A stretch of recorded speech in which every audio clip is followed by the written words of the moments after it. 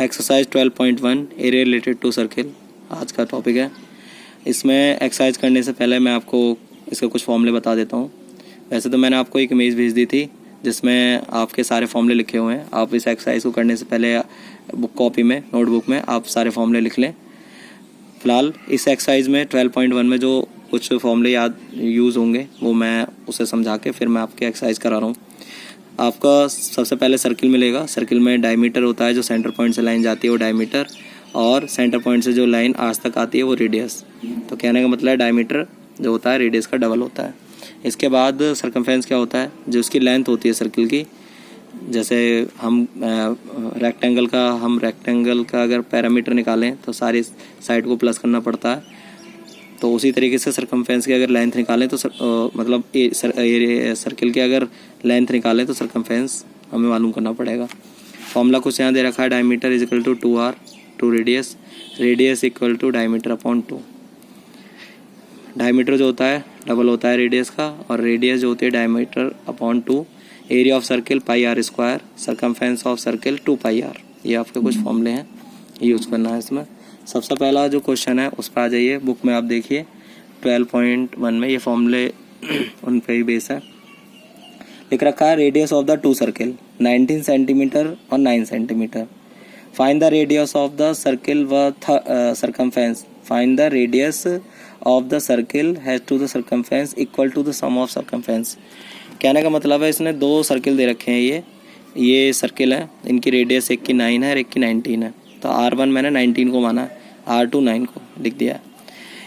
Condition ये है कि अगर दोनों की रेडियस को प्लस कर दिया जाए, दोनों के सरकमफेरेंस को प्लस कर दिया जाए तो थर्ड की रेडियस बतानी है। इनका सरकमफेरेंस दोनों का प्लस होकर थर्ड का सरकमफेरेंस बनाता है। तो सबसे पहले इनका सरकमफेरेंस आप निकाल दें। पहले वाले का circumference of first 2 pi r1 और दूसरे का 2 पाई r। तो R1 की जगह 19 रखा, R2 की जगह 9, और दोनों की मल्टीप्लाई कर दी यहाँ से। 19 2 जा 38 और 9 2 जा 18। ये दो आपके C1 और C2 निकल के आ गए।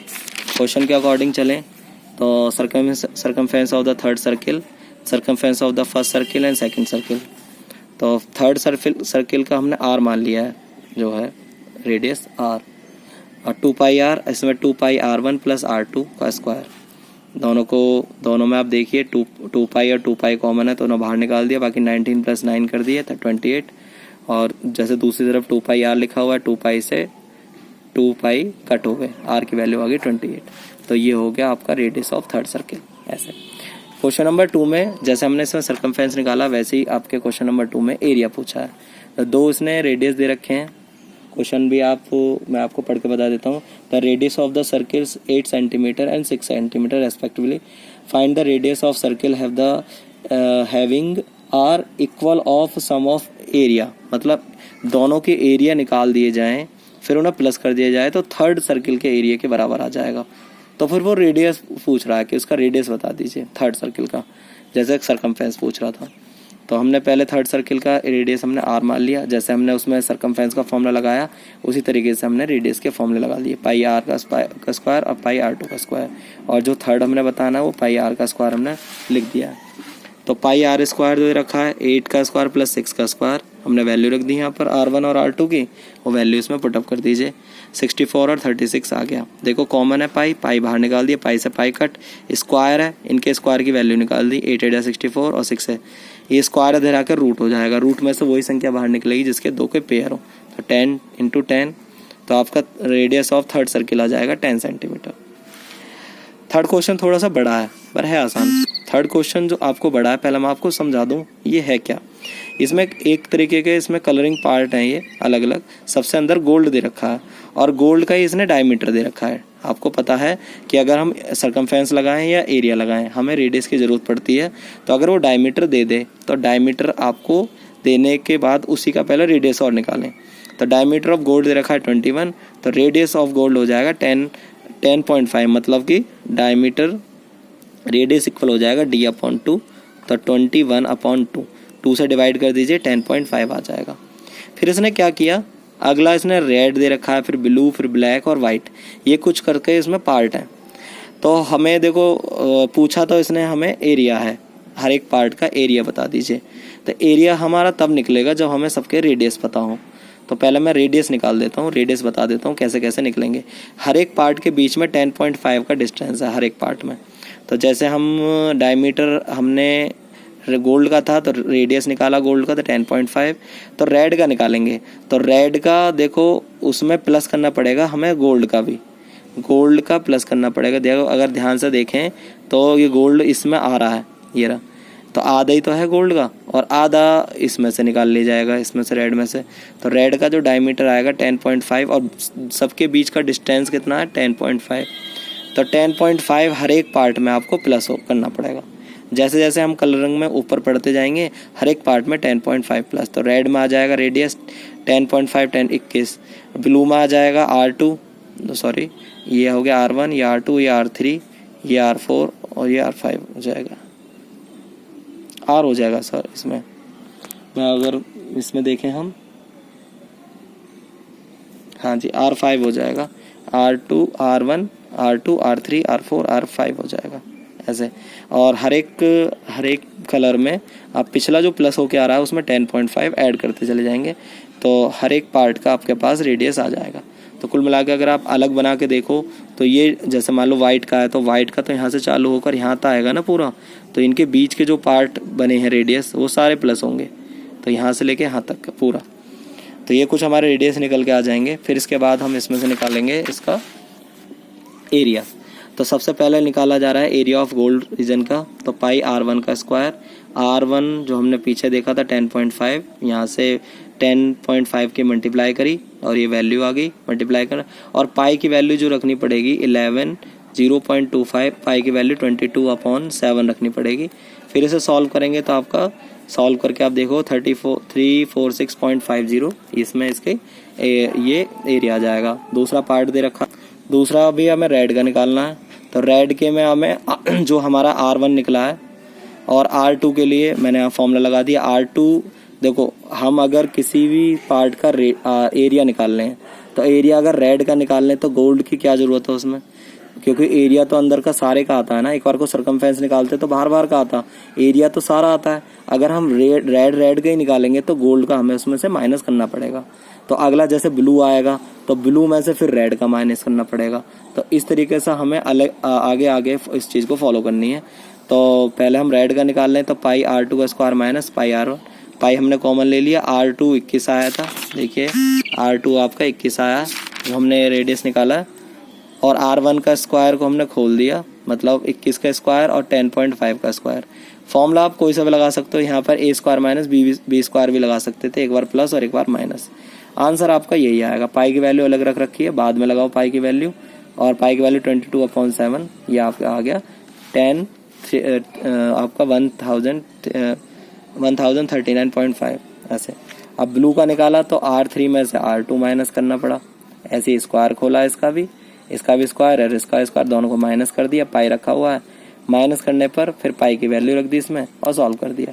एक एक करके ये सारा पार्ट इस तरीके से आपका सॉल्व हो गया। ये दे रखा है जो वैल्यू है वो आपके यहाँ से 77 पॉइंट इसमें ये वैल्यू कट हो जाएगी। R5 भी दे रखा है तो आपका भी 52.5 और आपका ये वैल्यू इसमें कट हो जाएगी।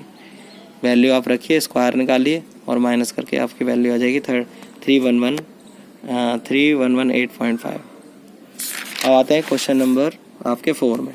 4 क्वेश्चन देख लीजिए आप। क्वेश्चन नंबर 4 अच्छा क्वेश्चन है। इसमें लिख रखा है the wheel of the car, एक कार का व्हील है और उसका जो कितना दे रखा है व्हील 80 सेंटीमीटर ईच दे रखा है, 80 सेंटीमीटर ईच दे रखा है। How many revolution make to the 10 minute. तो ये एक रेवोल्यूशन का मतलब होता है एक चक्कर। एक चक्कर जो है कितने चक्कर वो लगा लेगा अगर 10 मिनट गाड़ी चलती है, और इसकी स्पीड भी दे रखी है। वो ये पूछ रहा है कि अगर डायमीटर इसका 80 सेंटीमीटर है तो कितने चक्कर काट लेगा वो। तो इसमें जो वैल्यू दे रखी है आप यहाँ से देखें, सरकमफेरेंस यहाँ से निकालेंगे। अगर हम 1 रेवोल्यूशन निकालना चाहते हैं तो हम डायमीटर को हमने हाफ कर दिया, 2 पाई आर वैल्यू दे रखी है तो 2 × 40 ये आ जाएगा 85। स्पीड दे रखी थी 66 किलोमीटर पर आवर्स। तो सबसे पहले हम इसकी जो 66 दे रखा है इसे किलोमीटर को मीटर, और आपको बता दूं ये वैल्यू सेंटीमीटर में है, तो हमें स्पीड में भी सेंटीमीटर निकालना पड़ेगा।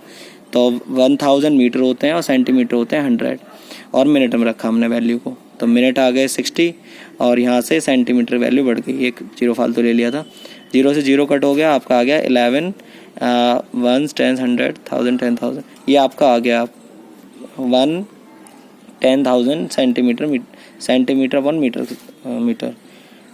और यहाँ से 10 मीटर, टाइम कितना लिया उसने 10 मिनट का, तो 10 मिनट और बढ़ानी पड़ी है, तो ये आपका वैल्यू आ गई यहाँ से।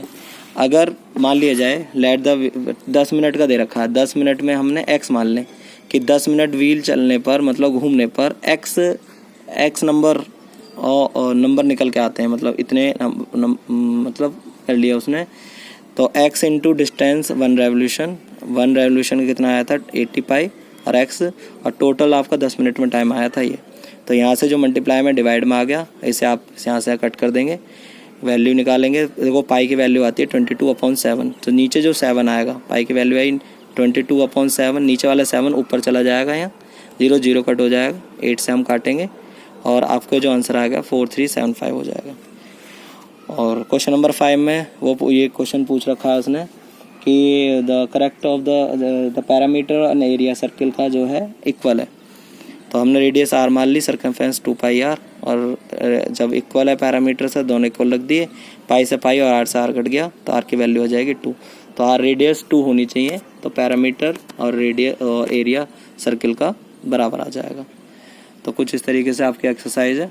एक्सरसाइज आपकी जितने बच्चे वर्क कर रहे हैं मैं उनके पर्सनल नंबर पर भेज रहा हूँ, ग्रुप में नहीं शेयर कर रहा हूँ, ध्यान रहे। और बच्चों से बोल भी दिया गया है कि केवल अपना काम करें। तो अगर आप चाहते हो कि ग्रुप में भी अगर आपके कंटिन्यूसली एक्सरसाइज आती रहें तो मुझे बताते हैं, क्योंकि पेपर का जो पैटर्न है वो मुझे आपको बताना भी है किस तरीके से पेपर आएगा। तो आप मेरे कांटेक्ट में ज़रूर रहें, नहीं तो आपको पेपर आपके टाइमिंग पे ही होंगे जैसे टाइम है। स्कूल भले ही ओपन नहीं हो रहे हो, क्योंकि CBSE बोर्ड दिल्ली का जो गवर्नमेंट है वहीं से आपके पेपर आते हैं।